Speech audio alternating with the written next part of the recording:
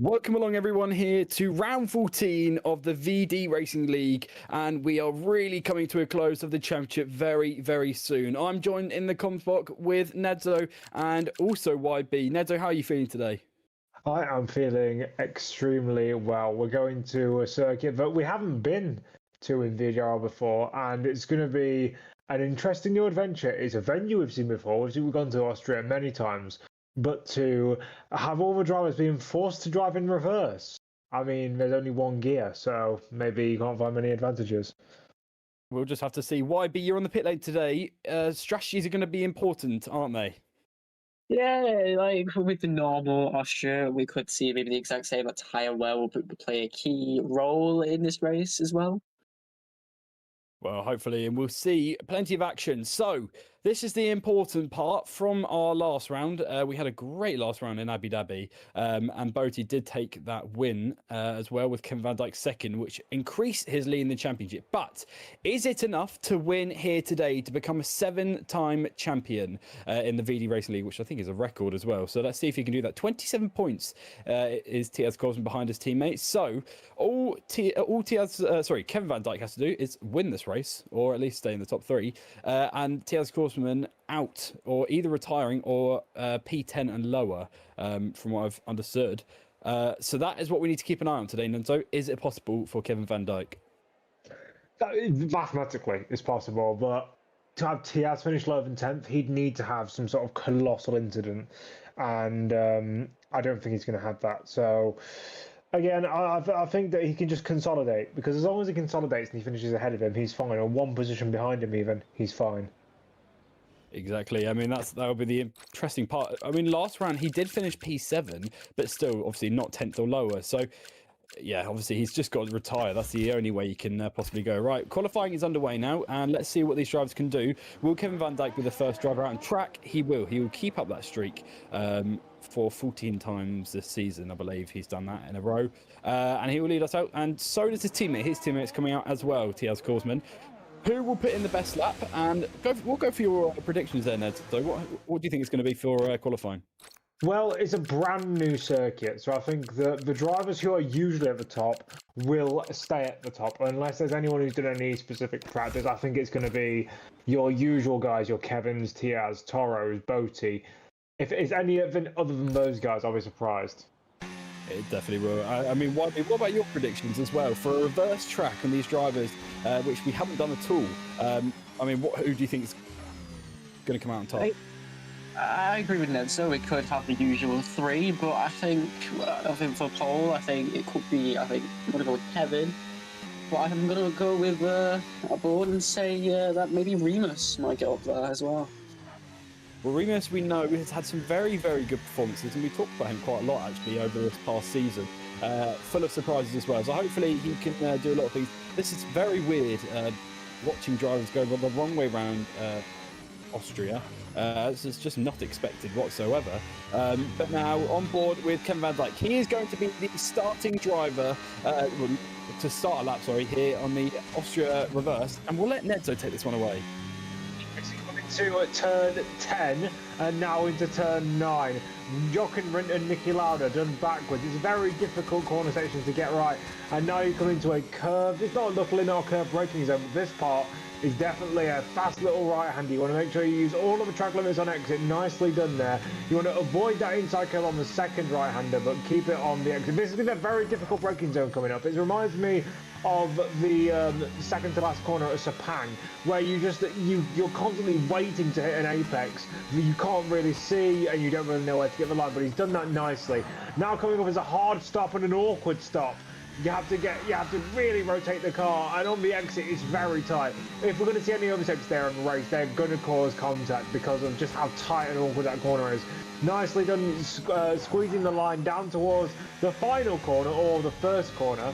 And it's a very tricky apex to nail, but he's done it nicely. Up to the line, it's 1 minute 1, 1 minute 2, 1 minute 3.5. 1 minute 3.5 is the time to beat now. Will the other drivers respond? And Tiaz Korsman does respond with a 1:03.530 there. So into the barrier there goes the Murphy as well. So bear in mind we have got two retirements, qualifying bans, which goes to Serban and also Michael. Serban in the pit lane. I don't think he will be retiring. Well, he might be soon, but Michael already has. Driver on board. Well, driver's had an interesting last couple of rounds actually. Some positives, some negatives actually, and he's shown some good pace actually as he now comes up to the line. Where's this going to put him? It's so far it's going to put him in P. There we go. It's going to be P. Where did he go? Oh, there he is, P5. P5 there for driver. And then, so yeah, let's talk about driver. He's had an interesting last few rounds, but he's shown actually sheer pace. Well, I wasn't here for Abu Dhabi, obviously, but I was here for the round before, I believe, which was in Bahrain. Yeah, I remember him in previous rounds being very up and down. But I mean, we've got other drivers like Botti who are up and down all the time, and he can prove his worth. So I don't exactly know why R34 can't do the same. Anyway, Lucas is coming round the final corner up to the start-finish line, and he goes P8. Not the greatest of lap times there, 2 seconds off the time set by Tiaz. But yeah, we'll hope to carry on. No, you go. I was about to say, and yeah, we just need to hope that the drivers who are in the title battle can at least fight with each other, because I mean the point swing could be big. If Tiaz can win with Kevin third or lower, it could be a situation like what Verstappen had in real life coming into the final round. And that is what we'd like to see, especially for Netherlands as well. For the last round of the season, tune in next Friday. You will be hearing that one live, and that will be an awesome race as well to confirm our champion. Or will our champion be confirmed here? That's all to play for for this live stream, basically. Barney, there we go, Botti's brother. He's obviously out in his lap now at the moment. There's wide over for him now. Will he manage to get up high? We know Barney, actually, he's got some good pace with him alongside his brother. His brother, I don't think, is in here for today. He was into the chat, though, so Botti, welcome along. So we did get a little hello from him. But I'm sure he'll be supporting his brother in orange today as he now comes up to turn 1, or the last turn, whatever you want to call it, at this point, because he now comes up. What is this going to be for the grid? Will it be high enough for him to be in the top 5? That's the question. As he now comes across the line, it is going to be P5. Exactly, I was right. P5 there for Barney. He'll be pretty happy with that. YB tyre strategy today. I mean, it's going to be interesting. How does it probably wear out these tyres, this track? I mean, there's lots of left-hand turns and right-hand turns, but wear on this track must be insane. I'd say maybe like it's a very big left-hander near the end of sector 2. Like that could be like the big tyre wear issue for your right tyres, but it's just really everywhere. It's just will make your tyres just scream, and tyre temps will be everywhere. We need to get those, and the drivers need to get those under temperature. They definitely do. Let's see what Toro can do as well. Nedzo, Toro has been a bit off the pace recently in qualifying. We've noticed, especially Bahrain, we see that there, of a big snap of oversteer there. I mean, yeah, we've seen Toro a bit off the pace recently for these last couple of seasons, but race pace is starting to improve. I mean, what do you think is going on with him? But Toro is like this. He will perform well, usually like 5 or 6 races out of a 12-race season, and then the other ones will be a bit anonymous. That's just how Toro works. It's not really something that he's really been able to curb in the past couple of seasons. P3 is good though, and I think that through that hairpin, I think he was genuinely trying to lock the rears to get the rear to come round, because it's I don't think I can explain to the viewers and to you how awkward that hairpin is, because I think it's narrower on exit than it is on entry, and it's already not the widest corner to enter. So you're essentially, I think the apex speed is probably similar to Monaco at the hairpin. It's just that you don't carry it for as long. Yeah, we'll have to see what these drivers can do. Tiaz Korsman also on the lap again. Let's see if he has improved throughout sector 2 as well, as he now rounds towards the end of it. Will he manage to still... this is Kevin Van Dijk, never mind, this is Kevin Van Dijk. Will he manage to put himself onto pole position once again after his teammate has snatched that? Well, that's pretty crucial actually in terms of the championship wise. He is up on his lap time, so 10th. There we go. So let's see what he can do. Coming up now to the last turn. Will he manage to go ahead of his teammate? A 1:03.530 he needs to beat, and he invalidates his lap. The last corner there. And so is that going to be one of the main places we're going to see drivers invalidate their lap time? Most likely. I mean, the other corners around this place, backwards are not as aggressive as they are forwards, and you definitely need to be careful about that last corner, because not only are you hopping over a curve, which can add a bit of jeopardy into your track limits, but you're just trying to get everything out of the lap at the last possible moment, like what Tiaz has just done. That is the perfect way to take it, and I think we're going to get a big improvement here. Let's see, we do. It's a 3.3 around the track for short.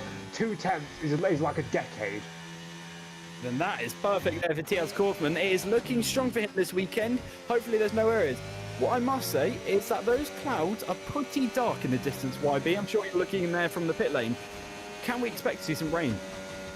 I'd say we might not be able to with the 9 minutes left. I feel that we might just miss it within qualifying session, but in the race we might have to wait and see. As we see, State Daisy almost getting impeded there actually by. Was it a Sauber? Yes, it was a Sauber. I'm not sure which one it was, if it was Vastas or Frobe, but oh no, it's Frobe because Vastas fits. That is so annoying for State Daisy. He shouldn't have been. That car shouldn't have been there where it was. Nico-san, meanwhile, in the Aston Martin, making his way up to the final corner on the circuit. This is a very interesting little corner, because you've got to throw everything into it, and in qualifying it'll be interesting, not so much in the race because it won't be an overtaken spot. He goes up to P6, not the greatest of results there. Also, the pit lane here is very awkward, very much like Netherlands reverse. The pit lane is very, very dodgy. And that will be very, very important as well for the race to see who will manage to do that okay. Damage will probably be a big factor as well for today. But that would be interesting. But we did have State Daisy actually on our podcast a while ago, but and almost going around there was a driver with a big snap of oversteer, but he seems to be okay now. But yeah, no, we had our podcast on Tuesday, and it will be released soon, I believe. It may have been released already. We had Kevin Van Dijk, and we also had, which one's really bad, Vastas. We also have Vastas, that's right, who's currently in P8 at the moment. He's pretty happy actually where he is at the moment. His teammate Frobe, he's very happy, he's confident and stuff, and which is very, very good to hear, and he's running very, very well so far. Hopefully we can see him more in the race. But yeah, please do go onto our socials and you'll be able to listen back onto our podcast. We talk about real life F1 and also this league as well, alongside with our special guests as well. So do tune in on to that one, and we'll go straight back to racing action here, because G-Man is a driver who is going to try and push as much as he can up to the line now. Where's he going to be? He's P16 at the moment. He now comes up to the line. He's going to go P12.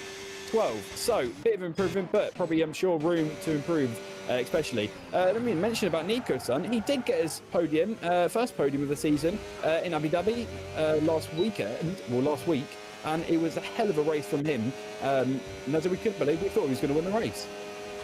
We did. I'm just going to quickly not move away from that, because Toro is 3/10 up on his time, and I think he could put Kevin into jeopardy here as he comes up to the start-finish. The pole, can he put it on pole position? No, he can't, but he's very, very close. That is a gap of only 4/100ths of a second, and Kevin has got to respond to that, because if he doesn't, then his title chances are in jeopardy, and it will be yet another bottle for Kevin Van Dijk. This is going to get very, very tense pretty quickly, so please do grab your popcorn and watch along to this one. 6 minutes left of this session. Can Kevin Van Dijk respond to this? His championship is at stake. Tiaz Kaufman currently on provisional pole position. Toro is going to be in between them. That is not what Kevin Van Dijk wants at all, especially he's got 2 cars in front of him. Goes Lucas, retired from the session. He seems to have crashed actually of turn 2. Which doesn't look good at all, and I don't think it's held up anyone. I think he may have held up the. Well, I don't think anyone slowed down anyway for the Aston Martins. But Kevin Van Dijk, he now comes over to our first year Austria actually, and now we head to the very, very horrible corner, and he does that pretty much okay. Is he up on his lap time from sector 2? And yes, he is a 10th now. Can he respond to Toro? Can he respond to Tiaz Korsman? He now comes up to the last corner. Will it be enough? Will he invalidate his lap? We've seen this before. Yes, he's okay. Thank God. And he now, DRS opportunity. He comes up to the line. Where's this going to put him? Will it be enough for pole position? It's not, and he doesn't improve. Kevin is third, Nedzo. He did improve his time, but he didn't improve the position. What I saw was that last sector is especially poor from him. He can't take that hairpin as well as the others. He can't get himself hooked over that inside curve anywhere near as well as the other guys. That indicates that either he's on a lower downforce setup, which is maybe putting him into more overtaking, he'd be trying to overtake more, or I don't know, because I mean, that wouldn't even make sense actually, because then he would be quicker in the final sector. I don't know what's going on with Kevin, but after having a billion poles in a row, he's third, and he's got Remus right behind him. I don't know what's going on with him. He was aiming for his 10th pole streak when we get to Netherlands, so it'll be his 9th for this one. And sadly, it may go downhill from there because it seems he can't get past number 8. And let's see if he can. He's still time to respond. 4 minutes 11 left to go of this session. And Driver is pushing that car as well to the limits. Is he up on sector 2? DRS wide open for him now. He is 6/10 up on his lap, so he's properly flying as well. And let's see what he can do at the last corner. Will he manage to go even faster? No. Into the pit lane he goes. And I don't know why he paused that lap. He was up on his lap time, Nedzo. What did you say? He was up on his lap time. He's 6/10 up on his lap time there. I don't know why he came to the pits. Probably because he thought he might not get a final run in. There's only 3 minutes 44 seconds left to go. If he'd have completed that lap, he would have been, 2 minutes 45 left to go. And then he'd have to come into the pits. And by the time he comes back out, it's maybe 1 minute 30 on the clock. And he doesn't want to risk not getting a final run in. So he decided to bin off that run, even though it was technically faster. That's a risky choice, because if he invalidates or he doesn't get that final run just right, he might have missed out on a good chance to get really high at the grid. Well, he's currently P15, so we'll keep an eye on him for the rest of the session. But 3 minutes 12 left to go of the session. And so far, Tiaz Korsman, second place in the championship, is leading us so far. Toro's P2, third is Kevin Van Dijk, our championship leader. Will he manage to respond in time with 2 minutes 58 left to go to get that pole position he needs and to continue his pole streak as well? But so far, it's Peppo, or Paolo, I'm going to call him. Paolo is currently coming around that hairpin, and now DRS active is going to be now. There we go, and it now comes up to the end of sector 2. I think this is his first lap time, so let's see if he will manage to improve in this one. Shifting down now into the last card, and he does that pretty well. He doesn't actually maximise the track there, but he comes up to the line. It's going to be P17 there, beats his teammate the Murphy, and he'll be pretty happy with that one so far. I don't think we've ever seen Paolo, Nedzo, unless you remember him. I don't recognise that. No, I don't recognise him. That is now Werner. Werner's in this American livery Haas that I've not seen before. I thought I'd got all of the Haas livery in this game, but it seems that I don't. So that's a shame. As he comes through the middle sector here, or sorry, it's actually the end of sector 1. It's the middle sector on the forward track, and yeah, he's in this Haas car. Werner is usually in the midfield, and that's where he is at the moment. But he could definitely pull out a good lap here. As we enter the final stages, 1 minute 40 left in this session. Everyone pretty much is either on or on an out lap. Only 3 drivers still in the pit lane, and they should be coming out sooner rather than later. And they are indeed. Werner's going to get a bit of a slipstream here from the car in front, but it shouldn't give him too much of an advantage. It might even give him a bit of dirty air coming through the final corner. But now up to the line, what is the Haas man going to do? Is he going to go ahead of his teammates? No, he doesn't, unfortunately. Well, let's mention Stave Daisy's just retired from the session as well. That's due to a crash, actually. We see he's now reset to back to the pit lane. Tiaz Korsman is just getting a bit of a gap there to, I believe, the McLaren of either Toro or Barney. I don't know which one that is. But anyway, I think it is Toro. But now we are on board with Tia's Coursman. This could be the crucial lap he needs. And will he manage to keep himself onto pole position? Will Kevin Van Dijk manage to do it? He wants to be wide and validates his lap time. That's him done. Tia's Coursman is done from the session. Kevin Van Dijk, though, was not done. And he's going to try and push and push and push. Will this be the lap he needs? It needs to be the strong lap to beat his teammate. It needs to be the strong lap to beat Toro. Toro is about to cross the line, actually, to start his lap at 12. But now Kevin Van Dijk pushes the car to the limits. And he's down his lap time, actually. But he's still pushing like mad. Barney has retired from the session, actually, and I think that's not even the pit lane. That's on track as well. But still, Kevin Van Dijk pushes, and now coming up now to nearly the end of sector 2. DRS wide open for him now. Will it be a good hairpin from him there? We know many drivers have struggled through this area. He now comes up to it. Is it going to be okay? It seems to be just perfect. Session is now up. Kevin Van Dijk is going to be possibly on pole. He is up on his lap time as well. Will he manage to do it? And that is the question. We now come into the last corner. And here he comes now. Will it be enough to get him on pole position to get the 8-pole streak as well? Here he comes now. It's sadly not enough, is it? No, it's not. And Kevin Van Dijk is third. Toro is still yet to cross the line as well. He's up on his lap time. Purple sector 2 from him. Could it be a pole position from Toro as well? Last corner he comes into now. Will he invalidate it? No, he won't. Yellow flags in front of him as well. Zero opportunity for him now as he comes up to line. It is not going to be improvement. Tia's Coursman is our pole sitter, Neto. And that's really spiced up the championship properly now. On those final runs, first of all, Kevin made a mistake through turn 1. From turn 1 onwards, I knew he wasn't going to get the lap because he still couldn't maximise the hairpin either. But Toro was 83 thousandths of a second up on his previous best in the middle sector and then lost about half a tenth in that last corner. So I'm not sure exactly if he lost it on the straight or if he lost it elsewhere.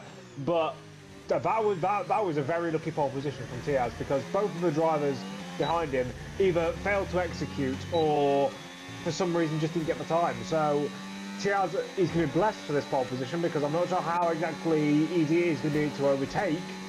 But wow, okay, this is going to be an interesting race, especially with Remus, Nico-san.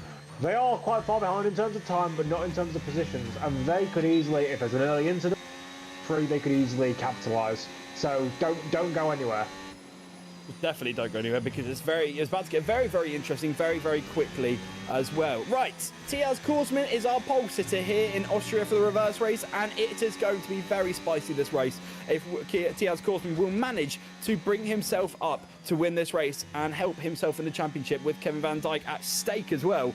And what a hell of a last round we will go into as well. But we now get the classification. Tia's Coursman's our pole sitter. Toro in second, splitting the Red Bulls in half. Kevin Van Dijk is third. Fourth, Remus after a good performance. Fifth, Nikos on. Sixth, Dave Daisy. Seventh goes to Bradley. Eighth goes to Driver. Ninth, Vastas. 10th, G-Man. 11th, Lucek. 12th, Barney. 13th, Werner.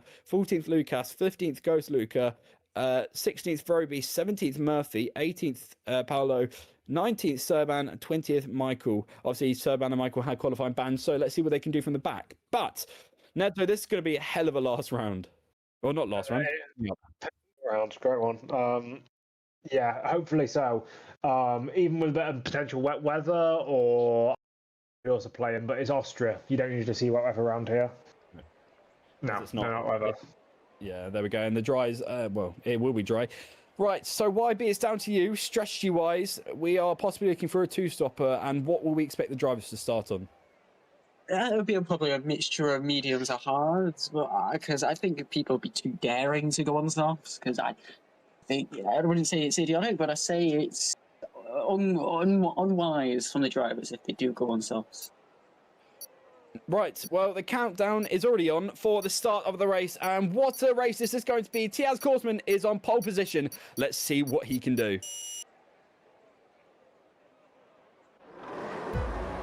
One light, two lights, three lights, four lights, five lights.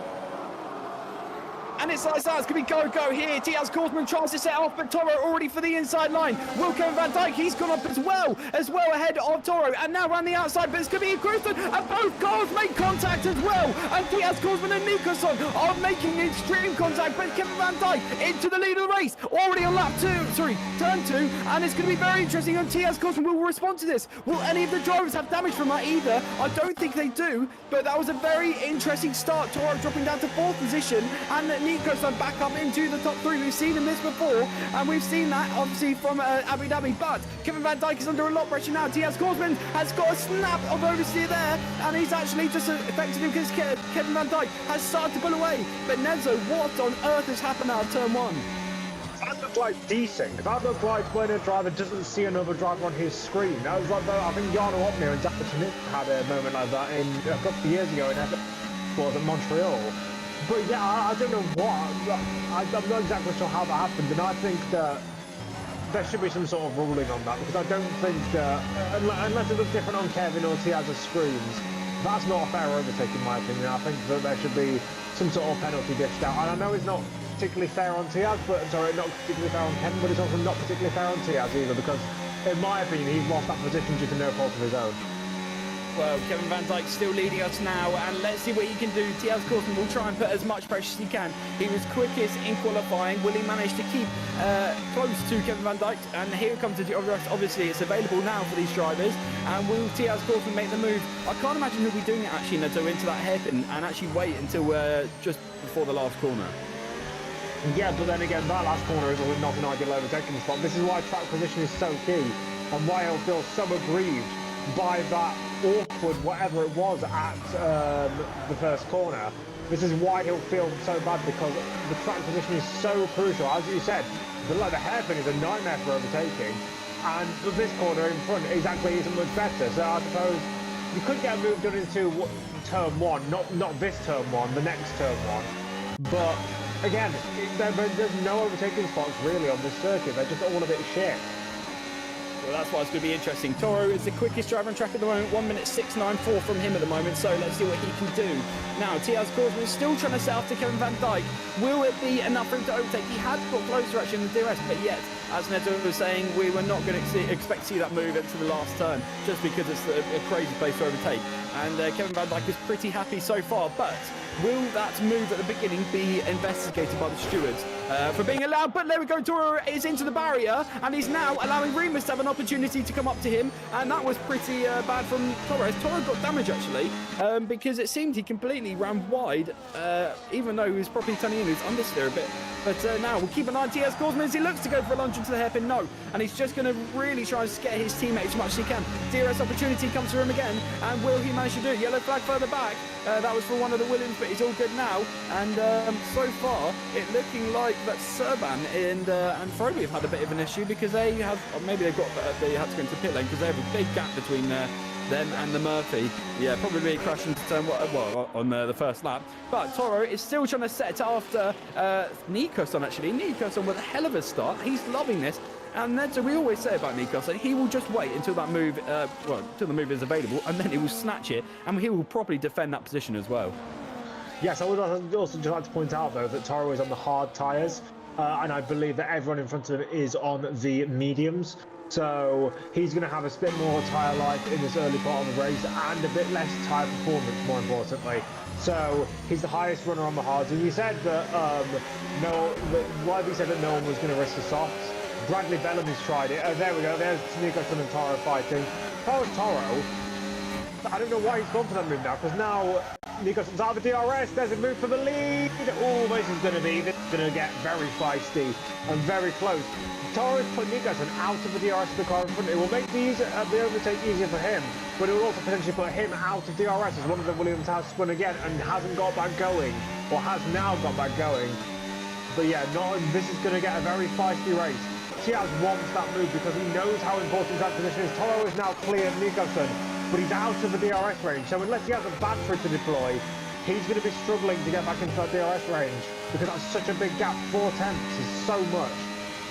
And Diaz Korsman still right up to the back of Kevin Van Dijk. He's sniffing the rear of that car. He's saying, get out of my way, I want this championship. And he's pretty eager for that one. Will the DRS opportunity come in his favour? That's the interesting part now, as we're about to head on to the first DRS straight here for the drivers. And will he manage to do? He sent the launch now. And there we go. Diaz Korsman goes to the lead of the race. And is it going to be switched back there from Kevin Van Dijk? DRS opportunity is going to go in the way of Diaz Korsman. But the battery, no, he's not going to use the battery. But will Kevin Van Dijk have a reaction to that? And will he respond to it either? Now as we come onto the hairpin, will he manage to get the DRS opportunity? He will, but will he overtake him? That's the question. We knew the move was imminent, but he made it, and he stuck it completely. Now Kevin Van Dijk is going to try and fight back this time, but not into last corner. Is he going to turn lunch? No. He's going to do exactly what Diaz Korsman did, was try and scare him and force him into an error. But Diaz Korsman, and so we were expecting that move to come. Yeah, I was secretly expecting to come in that corner as well, but I think we're going to get some more battles. Turn 1. If I was Tiaz, I'd just force him straight out wide, but he's a bit too nice for that. And they go side by side through turn 2. They don't want to be doing this because now Toro's back in the game, or at least for Kevin's sake, now Toro's back in the game. This is even more chance of him losing positions to the guys behind. And now, I don't know exactly what you do if you're in the situation of Tiaz or Kevin here. But that corner going onto the DRS straight is actually one of the best overtaken from the entire circuit. It's like turn 17, I believe, at Kota, where you have that extra inside line because the apex is so late. You can dive to the inside and claim the corner. And yeah, I mean, Kevin, he needs to try and consolidate this lead, but he can't. Tiaz is right there, Toro is right there now, Nicholson also. And he cannot consolidate this lead, especially with the DRS in activation. And this is really going to be crucial here because Toro's going to look down the inside now of Diaz Korsman. Diaz Korsman gets forced off track there, and then Toro goes through on the hardcore brown tyres. They're looking stronger for him, but Diaz Korsman has dropped. He's starting to fade away now, and his hopes of the championship are also starting to fade away. But so far, he's all good for the championship. It will go into the Netherlands as it stands. Now, Nico-san is going to try and see what he can do if he can get Diaz Korsman as well. And will he manage to do it? I don't think he will. And we're going to have to wait for that DRS opportunity to come again. A big side there from Nico-san. But Kevin Van Dijk is still the race leader. Toro in second. Will Toro, with those hardcore Van Dijk, manage to overtake him? This could be Toro's win out here. And he seems pretty confident as well. After having a few errors, and the big snap of oversteer goes to Diaz Korsman as well under braking. Now he seems okay, but that gap is starting to increase more and more. 6/10 is the gap. And Kevin Van Dijk is starting, I think, again, to relax. Something's telling me that the medium tyres are absolutely useless because Toro is blazed past Tiaz in normal racing conditions, even with DRS, and he's getting right back onto the back of Kevin. Something's telling me that these medium tyres, the drivers are going to want to get rid of them as soon as possible. As soon as they can make that pit stop and go to the end on hard, they're going to do it because they are, like, Toro should not be this close, but he is. And it's because of the tyres. And I'm not saying that Toro doesn't deserve what he's doing. It's clearly a clever strategy. But yeah, something's telling me these mediums are absolutely dog water. Well, YB, you're the man for that one. How long do we expect before we see the medium compound runners head into the pit lane? I'd say maybe with the tyre wherever these drivers are produced, maybe in 2 laps time, maybe about 10. I'd say that they want to really come off it and possibly go on the hard tyre. Thank you very much, YB in the pit lane there. Nico-san goes a bit wide, actually. I think trying to cover off from Remus. Remus giving him a bit of a hard time. But the one to keep an eye on is Toro onto Kevin Van Dijk. Toro has kind of stretched back a bit, but Tiaz Korsman has now rejoined, and he's right onto the back. Kevin Van Dijk definitely will not be helping Tiaz Korsman because he wants to get that point in the championship. The constructors are already secured. So really, it's just between the two drivers. No more team orders from these drivers. And Tiaz Korsman's right onto the back. We've had a yellow flag further back to Williams off track, actually. He's not into the barrier, is he? I don't think he is. No, he's got going again. Oh no, he has gone into the barrier. Is that going to be a safety car? Let's have a look. Hold on. I'm trying to see the. Where is he? Yeah, I suppose he's in the pit. He's in the pits. No, it shows him out of. Well, it shows him into the barriers. Oh, that's Ghost Luca. That's Ghost Luca. I'm being an idiot. Never mind. But yeah, that's for the lead. No, it's not for the lead. Sorry. On Lucas. That looked like a well, it didn't look like a McLaren. It wasn't. Well, that's the interesting part, and will that happen? Because the front three are back again, and the big slap there from Toro. Toro is now being put at pressure again from Tiaz Korsman. Tiaz Korsman has just got to relax and wait for that opportunity to come again. Both of them have got DRS now. Will we see a move into the last turn? I'm about to say turn 1, but into the last turn, as they're right onto the back of him now. Two are really, really trying to push, and both trying to go for the lead, each to try and increase their lead in the championships. But Tiaz Korsman is still looking, but Toro also looking as well. No move set from there. Will we see a move actually into turn 1 here? No. Kevin Van Dijk seems to be using his battery actually, I think. all the way down into turn 1, so he ensures that he will not get overtaken. But I mean, I have to say, credits to him for that move around the outside, actually, into turn 2. That's a pretty hard move to do, Nezo. It is. This is why I said that Tiaz should have forced him off circuit. Just blatantly push him all the way out to the white line, because then he wouldn't be allowed to overtake him. But Tiaz was too nice, and now he's down in 3rd place. I have just calculated, by the way, that if somehow they can switch positions of Red Bulls, so Tiaz finishes 3rd, Tiaz finishes 1st and Kevin finishes 3rd, they will then go into the final race with a 10-point gap, and if they were to finish 1st and 2nd with Tiaz in front, they'll be equal on points. And my God, what a last run that would be if that was the case. Tiaz Korsman still trying to set off the Toro now. Toro is having a bit of pressure now because Kevin Van Dijk is starting to pull away, actually. 5/10 is a gap. We'll keep an eye on that if that keeps dropping or increasing. It is dropping now because of the DRS opportunity. But let's see, will Kevin manage to do that? No. Oh, actually, I was about to say no penalties. We have got quite a few penalties, but that's from the other drivers. From the all the way up to PH, we say there's no penalties from these drivers. And it so far looks like this will be our order for now. And we've just got to wait for the pit opportunities. Obviously, we're going to see Toro stay out for longer. But Nezo, you're going to say something? Yeah, a couple of drivers are already in the pits. Loomis and Nico Stone have decided to go for the early switch to hards, which does. It proves my point of the mediums are useless. Which is just, it's great. Pirelli make a tyre set. I know it's not fully accurate to real life, but the softs are useless, the mediums are useless, and you put on the hards with 2/3 of a race still left to go. Like, come on. Like, this is just a bit of a joke. And it is proving that Toro is basically in that position because of his tyres. And even then, he keeps making little mistakes so that he can't get in front of Kevin. Tiaz is in a catch-22 situation at the moment, because if he goes to move on Toro to try and get by, he can't because he's not got because they both got DRS. And even if he does, he'll then lose a ton of time to Kevin. But if he doesn't make the overtake, he's just losing position or losing time compared to Kevin. So he's in a lose-lose situation here. And yeah. And either Toro needs to make a move here, or Kevin needs to make some sort of severe error. Well, that's the interesting part to see, actually, as well. Free said Toro is protecting Kevin, that's definitely for sure. Toro and Kevin needs to be investigated from Shane, actually, so obviously the talk's already come through. It'll be interesting to see what will go on after that race, some of the positions wise, and we'll update you if anything does occur from that one. But for now, all these drivers are still racing onto the pack, and Kevin Van Dijk is still our race leader out here. But Tiaz Korsman is not going to like that whatsoever, and is going to try and go up where he can. Toro in P2, he's going to try and force Kevin Van Dijk into an error. Blue flags are flashing further back to let another competitor through. Now it's looking like, I think the Serban was fighting. Oh no, I don't know who that is actually for the blue flags. Who knows? Anyway, Toro still trying to fight Austria, but Toro's going to go into the medium compound tyres, which, as he's seen from these drivers, they're struggling. He's not looking good so far. And well, YB, we've seen most guys already coming early, and you said 2 laps. Obviously, you're right for the other guys, but for these front runners, I mean, they're going to try and use these tyres to the max. But really, these guys have got to come in soon.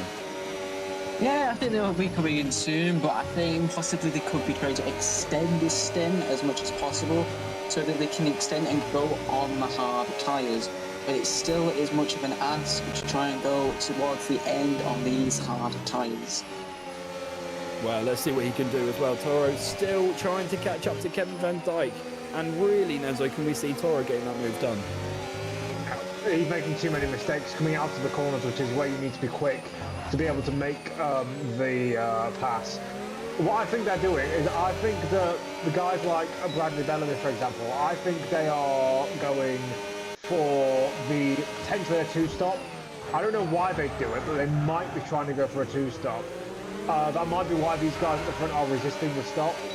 Then again, it might be a high-deck circuit, so they're just trying to push these tyres up to their absolute maximum and then ditching them for a set of hards that they'll be a lot easier. We'll see as we head from the session in the pit lane, unfortunately, for his sake. But Tiaz needs to do something. If I was him, I'd find out which lap Kevin is pitting and pit 1 lap earlier or 1 lap later. He needs to try and do something. And Toro, meanwhile, has refused to go for that overtake when he could have easily got into the lead there. If he'd have forced the issue, he could have got into the lead because he'd have had the side there, but he chose not to, which means he probably is trying to help, or at least subconsciously trying to help Kevin by staying right behind him. well. It's definitely helpful for him, but it's also putting Kevin a bit under pressure as well, which could force him to an error. And T.S. Korsman actually started to catch up a tiny bit, but still making a few errors as well. Kevin Van Dijk is driving like an absolute demon so far, and defending pretty well there from Toro. DRS opportunity still coming again from Toro, and still for T.S. Korsman will get DRS, but he won't catch up as much as I'm sure Toro will. And well, let's see what they can do. Into the hairpin they come now, and will Toro manage to get this move down the back straight into the last corner? Last corner. Will he get that done? And will we see Kevin pit soon? That's the interesting bit as well. As Toro looking for the inside line now. No, still trying to force Kevin Van Dijk into an error.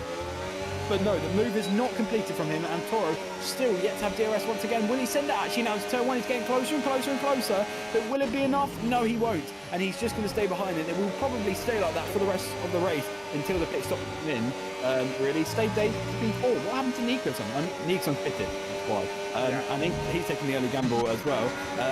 And he's actually gone up. There we go. And I'm sure he'll be overtaking Stay Daisy soon. But 14 laps on these mediums, Mezzo, really, these guys are going to be struggling. Yeah, I was doing a race around Zandvoort literally yesterday, and it's the exact same length of the race, 36 laps. And I mean, I don't know what the difference is in terms of tyre deg between this and Zandvoort, because this game is very weird with tyre deg. Some circuits you wouldn't expect to have high tyre deg, but they do. So yeah, I would say that the hards are definitely faster at this point. So I don't know why Toro isn't forcing the issue, because multiple times he's had an opportunity to overtake and he's just decided to sit behind. I don't see why I don't know if he's just waiting or whatever, but I think it's a bit silly. I think Kevin is coming in this lap. He is. Right, well, I think that's down to you. Is it going to be a quick stop for Kevin Van Dijk? See, as he enters his pit stop, he puts on the Pirelli wide hard tyres, and it is a quick stop.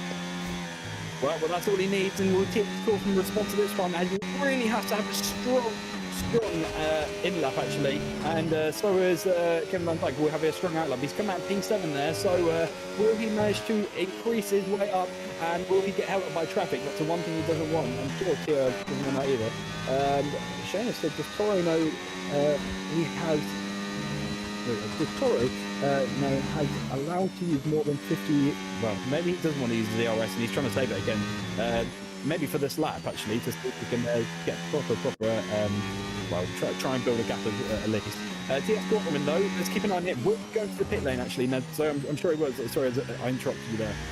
I think he definitely will, because Toro has pulled out a gap of about half a second on this lap so far. Either those mediums are dead, or Toro finally, as the eagle-eyed viewer spotted, he might have finally decided to actually use that ERS battery. Yeah, Tiaz into the box. More importantly, I want to see if he's actually managed to get that pit lane entry correctly, because if he hasn't, then he might have damage. And obviously, this is something I had in the back of my mind when it came to Kevin, and it's something I have in the back of my mind when it comes to Tiaz. You need to make sure you don't get damage on pit lane entry, because that will wreck your race. Yeah, Tiaz falling down the order though, with Kevin coming out now, so yeah, he's far behind.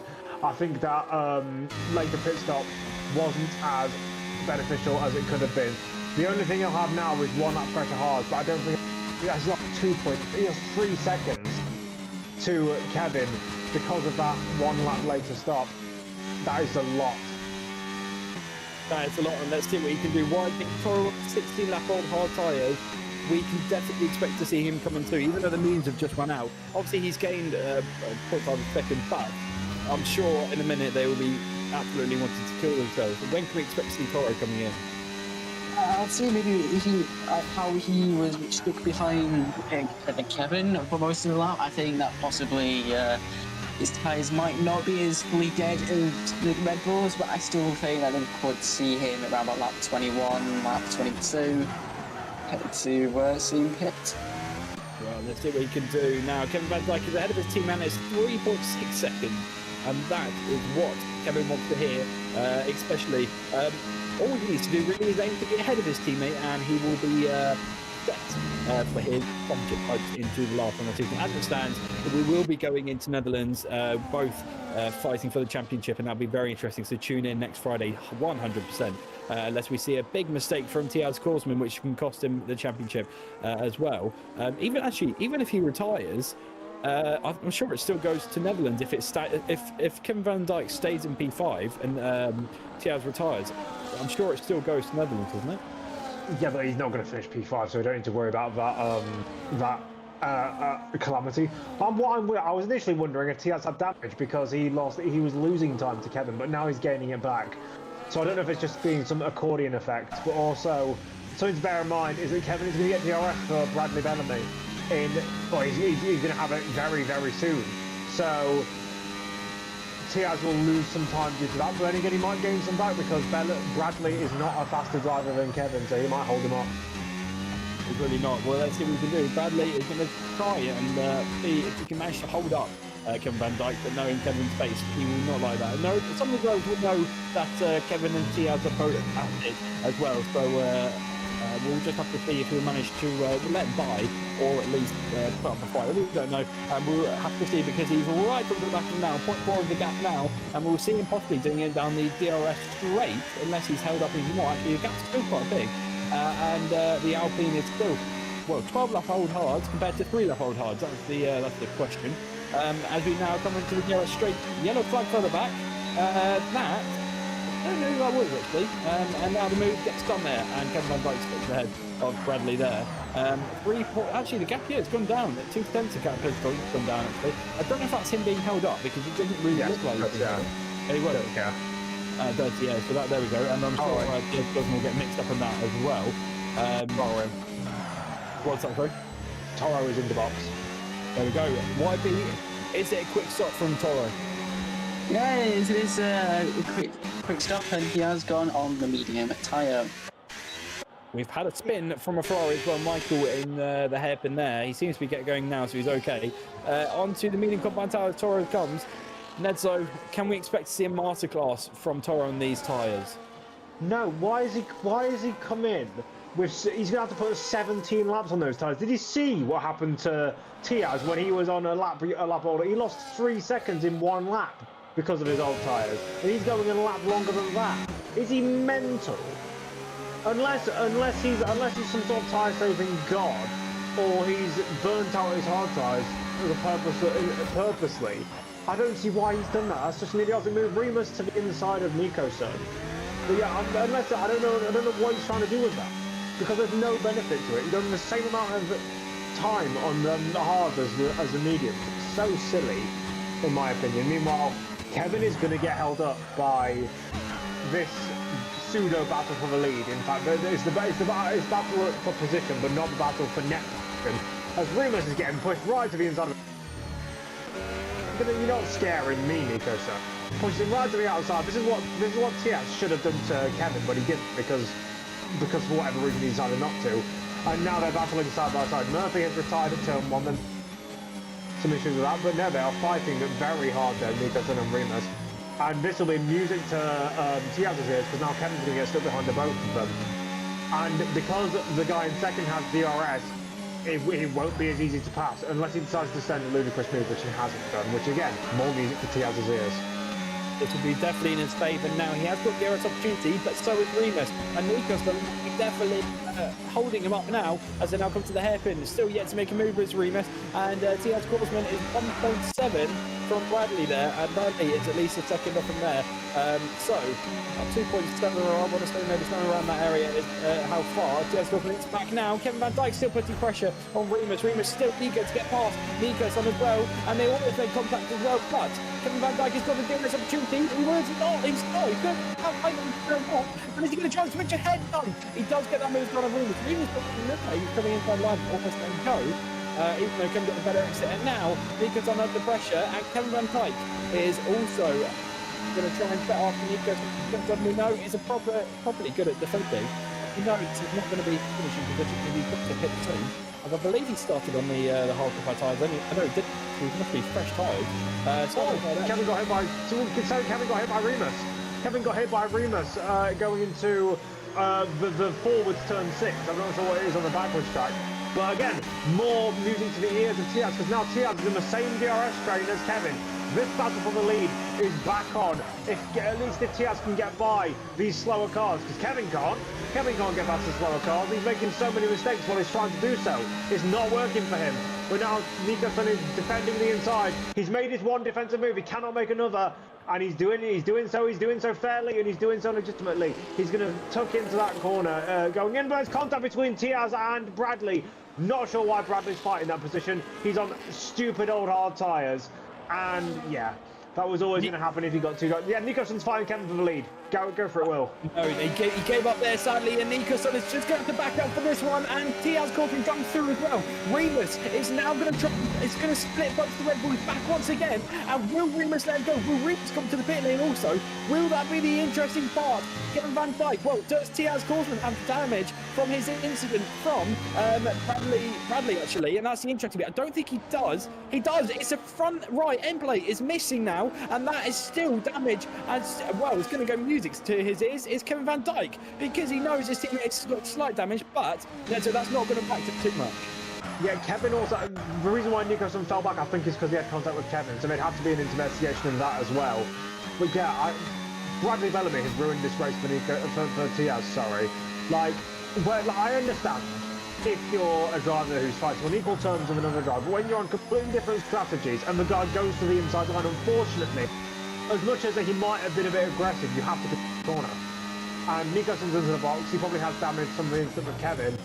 So unless Kevin gets a penalty for that collision, because it doesn't seem like Kevin has damage, unless he gets a penalty from the collision, it seems like Tiaz might be a bit doomed here, because he's got damage, and around such a high downforce circuit like this, you just can't sustain. Yeah, look, he's falling back from Remus, and no offense to Remus, but Tiaz should not be falling back from Remus.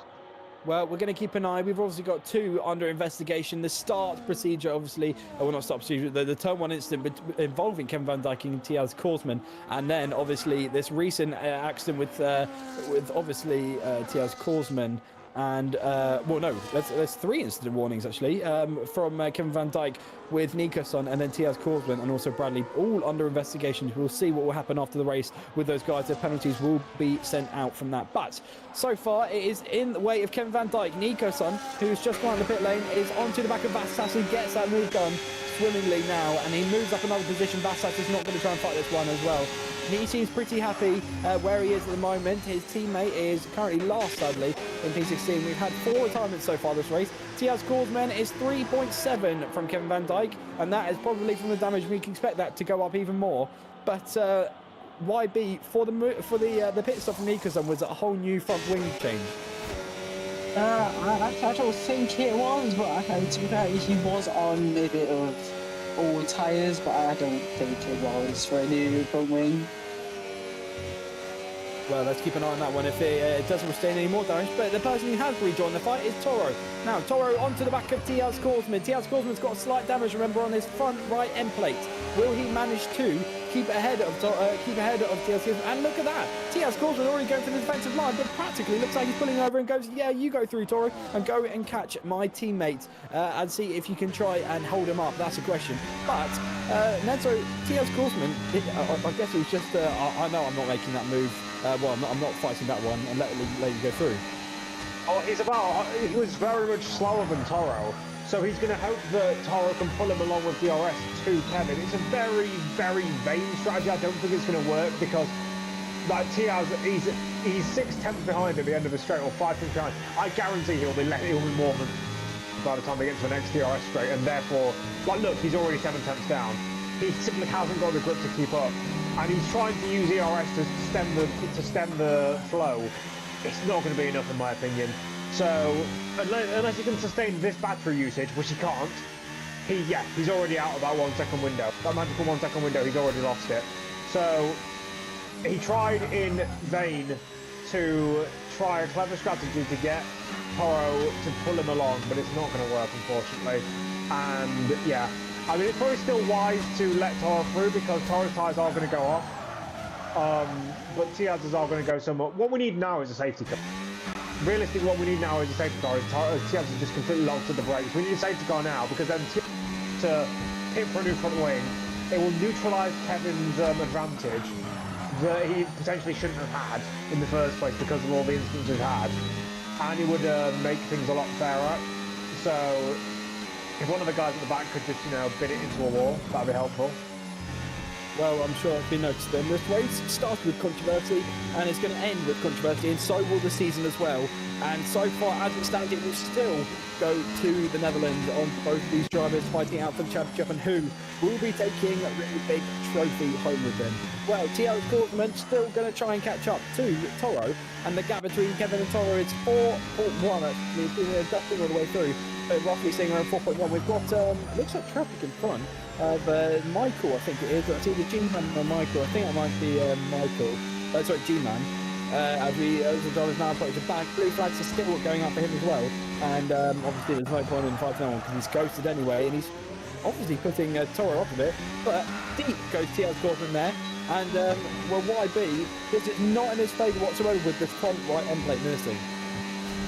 No, it's not, but I wouldn't think of pitting now unless there is a safety car to fix it. It is costing him time, but I think at the stage of the race, I wouldn't pit for a new front wing.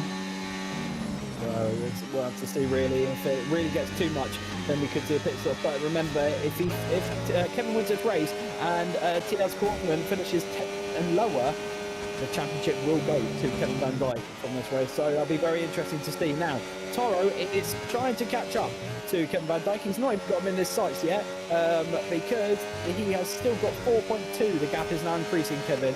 And now it's safe to say Kevin is pretty relaxed, I think, for the rest of the race.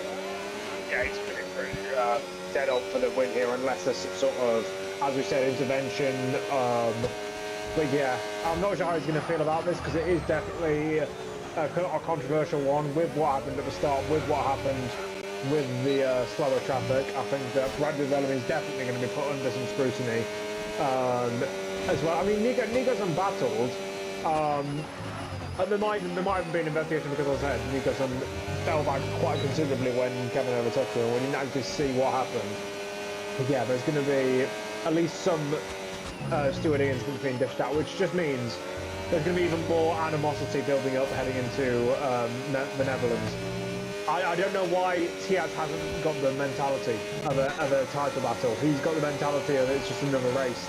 Because when he was fighting Kevin earlier on, he should have been very aggressive and he wasn't. And I think that part of that might have cost him. Yeah, I can definitely agree with that one. A six-time champion versus a one-time champion. Who will manage to get, will it be a second world championship or will it be a seventh world championship? Either for Kevin or Tiaz Korsman. So, right, well, on board with Tiaz Korsman, and he's got Stone Daisy now onto the back of him, and that gap is just dropping, and that move will be done soon. And there we go. We'll say that the DRS opportunity now coming in favour, and there's no DRS opportunity as well for Tiaz Korsman. He'll be actually out of the podium positions if he gets that move done. But so far, it looks like he's stayed ahead of this time, and this front right end plate is really bothering now, I think, because he's dropped so much. Toro's getting 3.8 seconds off him there, and there we go. Stay Daisy for the move now into turn 1. Lap 30 now we go on to, and that move he does into turn 1. And Tiaz Korsman is, well, it looks like Stay Daisy went off. Through also goes one of them, which probably Lucas there, who's unpacked himself there. But yeah, there we go. Tiaz Korsman once again losing another position, and he is going further and further down the order. Next driver to come is Nico Sun, and he's 8.3 actually. It shows from him to Tiaz Korsman. So if that gap drops down to the end of the race, which is only 6 laps to go, that'll be pretty hard on them now.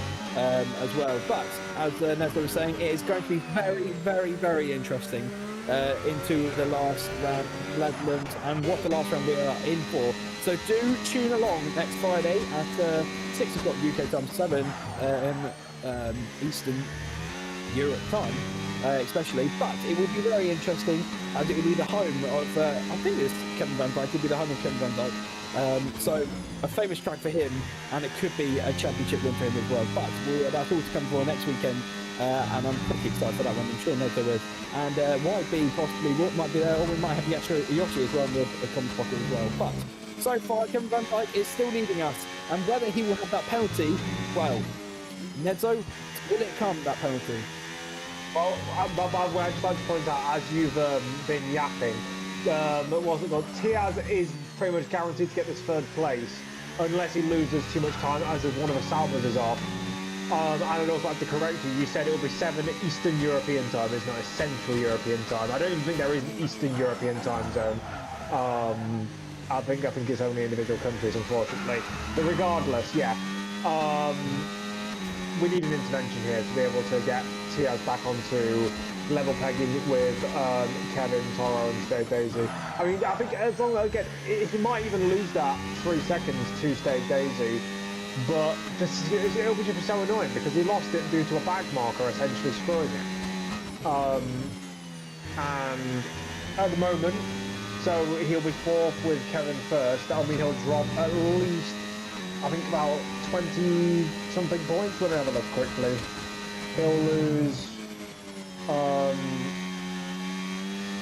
here we go. So he will lose 18 points for the win, but again, so he's going to lose 16 points, which is means that the gap is going to be 41 points going into the final race. So it's pretty much done. It pretty much is, but still anything can happen as well. Obviously it's not confirmed yet, but so far Kevin Van Dyke still our race leader. 3 seconds split, 3 second time penalty, lots of penalties. Look at that, Lucas 12 seconds of the penalty and Foley 6 seconds. Werner, so far it's only Werner, Tiaz, Korsman, Toro and Kevin who are clean at the moment, pretty slow.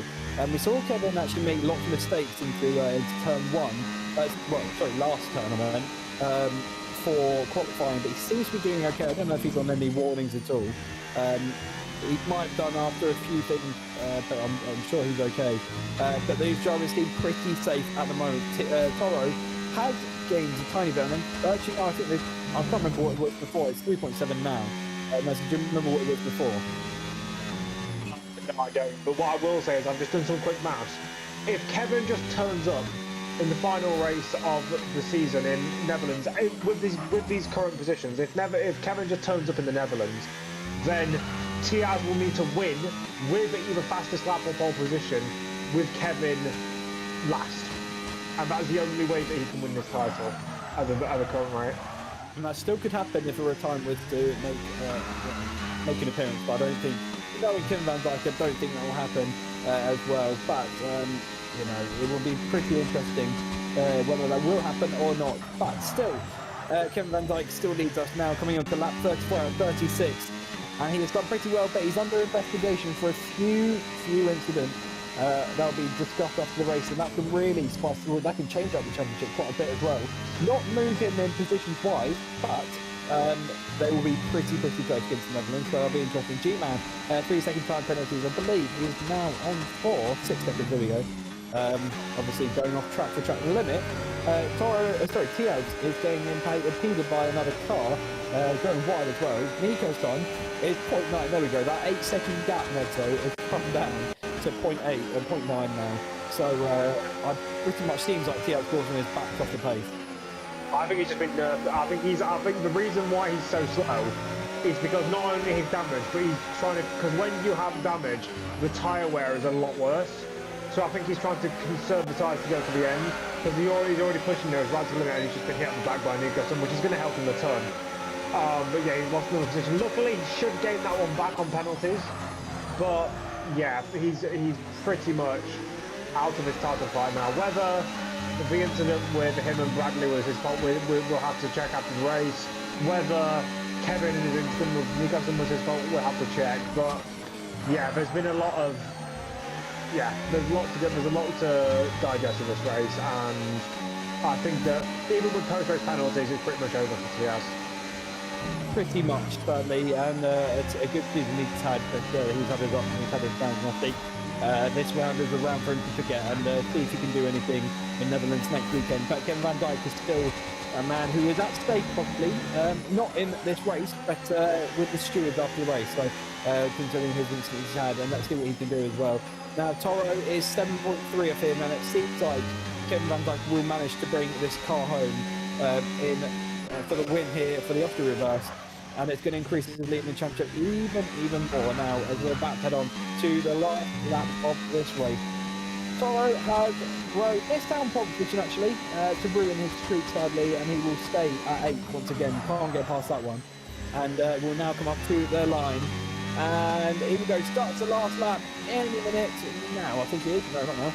No. There we go. As we now head into turn one, we've seen good few battles with TL Corson, but I think Kevin was the best out of it. State Daisy gets past Toro. Where did that move come from? But obviously, I think Toro will get that place back after penalties wise. Now, Van Dijk still only just got to burst the car back home into the last couple of corners. TL Corson with Remus going to get close enough. He's still got 6 seconds anyway. And TL Corson will finish 4th anyway in this race. And the top 3 will stand at Kevin, Stay Daisy and Toro. But this race has had a lot of controversy, and now will it be post-race controversy as well inside the paddock? That's an interesting bit, and we'll keep you updated either here for the end of the stream or in Netherlands next weekend. Torres figures 3 seconds. Torres for the 3 seconds. He might be out of fuel or he's got a puncture maybe. Look at him. He's got a puncture. We're left puncture that goes to Toro, and he's going almost round there. Will Tiaz Korsman? That's a big thing at the end. Tiaz Korsman right onto the back now, and that's really helped him. But where on earth is that? Oh, we said that actually earlier. And there we go. He's gone round again, and he's now going to lose anyway. But Kevin Van Dijk, sorry, has won the Austria Reverse Grand Prix. But that's really spiced up the championship because Tiaz Korsman has now gone through. He's now going to be 3rd position, I believe. Will he? Yes, he will. And now there we go. I said that. It's going to be interesting now for the end of the season because Tiaz Korsman has just pointed out into B3. Toro has just messed up his strategy, and we knew it was going to happen. We knew he hit it way too early. And now, and there we go. This is going to be interesting on the championship in Netherlands. And please don't go there because we will have the interviews after the race. But what the actual hell happened from Toro there? I said it. I said that he went on those medium tyres way too early. Also, can I do the interviews? Because I want to grill Kevin and Tiaz on what happened this race. Be my guest. Be my guest. I want to be the Jeremy Paxman to their politician. No one else will get that reference, but oh well. Well, let's see what they can do. Kevin Van Dijk, what an awesome win it was from him, and he's pretty happy with that. But is he at stake from some penalties coming his way after a few incidents with Nico-san, as well as alongside the turn 1 incident at the start of the race? Well, that's all to be decided, and we will be back next Friday as well. Obviously, for the showdown, the finale of who will be our champion as well. As he has gone and finished 3rd there, right as we wait for the classification to come through for the end of the race. There we go, and pretty happy there goes Kevin Van Dijk. Now, driver of the day there goes to Michael, which is interesting. But Kevin Van Dijk is our race winner out here. Stayed Daisy in P2. Tiaz Korsman 3rd after a big mistake from Toro. 4th goes to Nico-san. 5th Werner. 6th Bradley. 7th Remus. 8th Toro after a puncher. 9th Michael. 10th Lucek. 11th Vastas. 12th driver. 13th G-Man. 14th Serban. 15th Lucas. 16th Froby. 17th Murphy. 18th Barney. 19th Paolo. 20th Ghost Luca. And what a race that was, Nedzo. Let me know your driver of the day. My driver of the day, considering everything that happened, is Tiaz. That's probably the same as me. YB, who's yours? I'm going to say maybe State Daisy. They got it right near enough every single time and capitalised on, for instance, Toro's puncher. I'd say possibly State Daisy for me. Yeah, so good performance in there, and we'll have Nedzo leading the interviews now. So don't go anywhere because we'll have Nedzo leading the interviews in the interview room. We have already got Tiaz Korsman in there, and he's pretty eager because he'll be quite happy going back onto P3 of that race, and that will help him in the championship especially. But right, well, let's see what Nedzo can provide us. Right, we are in the interview pen for the Austria Reverse Grand Prix, and I want to go straight to our winner here. Kevin, first of all, you managed to, in the end, it was a win by a large distance, but how was that from your perspective? It was basically managing the tire wear because the tire wear was really high. Toro got a puncture, so that shows how high it was. I knew that the tire wear was going to be high because in last season I got a puncture on the normal Austria, so I wanted to make sure that this time it won't happen. So I'm really, really happy that I finally won again. Right, okay. After we've gone through that, we're going to talk through the two main talking points of a race. First of all, what happened at turn one? Because on our screens, you were humping Tiaz at turn one. Yeah, everybody was ghosted, and I think I went through Tias. So you went through Tiaz on your screen, but on his screen, and on everyone else's screen, it was literally like you were doing a mating call with him. Yeah, I know it's a visual glitch on the replay, but he was ghost. Everybody was ghost. Okay. So, and secondly, there was also an incident with Nico's son when you passed him, where he dropped down. What happened with there? Yeah, I overtook him, I think, before the penultimate corner, and then I had a bad exit out of the last corner, and for some reason he tried to overtake me on all tires. I don't know what his thinking was, but he went for it in turn one. But I didn't want to lose that position because I was losing like 2 seconds a lap to Tias, so I gave him enough space, but I think he understeered into me, and then yeah, he spun. Do you expect to get any penalties? I'm just going to ask you directly. Do you expect to get any penalties for what you did today? No, because I gave enough room, and if I get a penalty, even 10 seconds, I would still be the winner. Okay, thank you. Will, do you have any questions to ask? No, well done, Kevin. But I'm sure that's now going to get pretty. Well, I do have a quick one. What are your hopes? Well, obviously your hopes are going to be for the win in Netherlands, but it's got even more tense now because of Tiaz Korsman coming into P3. Yeah, I think he loses 14 points because he got 1 point for pole, so 27 plus 14, I think he's 41. So I have a huge gap now. I basically need to finish on a podium in Zandvoort, and I will be champion. So yeah, I needed this race. I'm very happy with this race. Perfect. YB, do you have anything to ask or to say? I just gotta say well done on the win around Austria. Thanks. Right, with that, we'll move to our second place man. Quite an understated driver all day. We only talked about you a couple of times, and then towards the end, because of Toro and because of you finally getting those positions, you ended up finishing second. What was that like from your perspective today, Daisy? Well, for me, I guess it kind of felt like luck a little bit because Toro, his puncture and the wing damage on TS. I was honestly not expecting a P2, P4 at most, I believe, because I thought the two stoppers would be closer, but guess not. So I'll take P2 honestly, even if it is a little lucky in my terms. Oh, I wouldn't call it lucky. I mean, you were the one who managed the tyres. You were the one who chose the best strategy, so I wouldn't call it lucky. Are you going to look into be? Obviously, there's a title battle going on, but are you looking to be the major upset going into the Netherlands? Maybe get a sneak win if the two other guys in this call are busy fighting. I'll definitely try, but that's all depends if in the race or not. Schedule I'm looking at is on and off all the time, so it's kind of really hard to judge if I even be in a race. That's why I dropped them full time to reserve. But if I am in a race, yeah, I'll definitely try. I haven't got really much else to ask. Will, do you have anything to add? Yeah, let us know what happened with Toro. Obviously, we saw him at the puncher, but you didn't sustain any damage from that, did you? Yeah, no damage on my end, and I don't think I tapped him at all. I mean, it didn't feel like it when I was driving. But yeah, I only noticed this puncture when I just noticed he was 2 seconds behind suddenly. Well done to you there. Stay days for P2. YB, do you have anything to add? No, I just gotta say congratulate on P2 and well, very lucky with P2 and what happened with Toro as well. Anyway, with that, we will move on to our third place man, our still in the title battle, Tiaz Korsman, but arguably the worst possible race that could have happened for you. First of all, I think the main talking point for your race is what happened with Bradley Bellamy.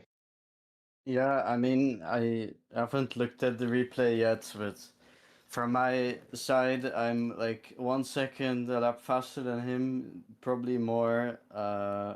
I have a move that's, I think, pretty on, but he decides to move left way too much. The track isn't going straight. Like when you approach the last turn, it sort of goes left and then back to the right again. So he squeezed me to the left, and because the track goes right, I'm basically just fucked. I can't do anything. We touch, I get damage, but yeah, I mean, I think I quite obviously got dropped this race anyway. Speaking of robbed, what do you think of turn one? Obviously, it's not particularly Kevin's fault, but do you feel aggrieved by the fact that he was just able to drive straight through you? Yeah, I mean, I don't blame Kevin. I think I probably would have done the same anyway, but it's just so dumb because from my side, I had a good start and I was completely safe. So I thought I'm just gonna take it easy into turn one, not get any track limits. And he just drives completely through me. And on the track where it's impossible to overtake, I think it costed me a lot.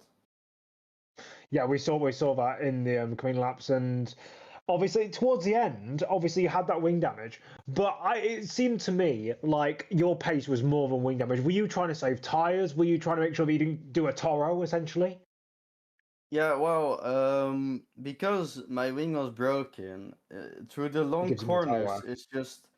Yeah. Yeah, you're right. It gave me so much tire wear. I got pretty lucky. I think I had like 90% at the end because no matter what I do, I'm just gonna understeer so much that my wear is just crazy. Yeah, is it obviously the gap? The points gap I think is above 40 points now. Do you have any hope going into Zandvoort? Are you going to be going Hail Marys? Are you going to be hoping that Kevin has some sort of calamity? Yeah, I mean, all I can do is try to win the race and he needs to DNF or something, but I doubt it's gonna happen, so I think I just need to enjoy the last round. You can always miss a breaking point into turn one. Anyway, Will, do you have anything to add? No, all good. Well done. Yeah, I know that's quite a strong race, especially with the front right end plate. Definitely did not come in your favour. And YB? Again, I congratulate you and hope that you can manage to get better pace for Netherlands next week. Anyway, that will conclude the interviews. Thank you to our top three for taking the time to indulge us with their thoughts, their information, and their deep-seated knowledge about VD Racing League and about their races. We'll be back for the season finale next week at the same time, on the same day, for the race around Zandvoort, the Netherlands. It's Kevin's home race. Can he claim his 7th record-breaking crown on home turf? We'll see then. We will see you all then. Have a great time and goodbye.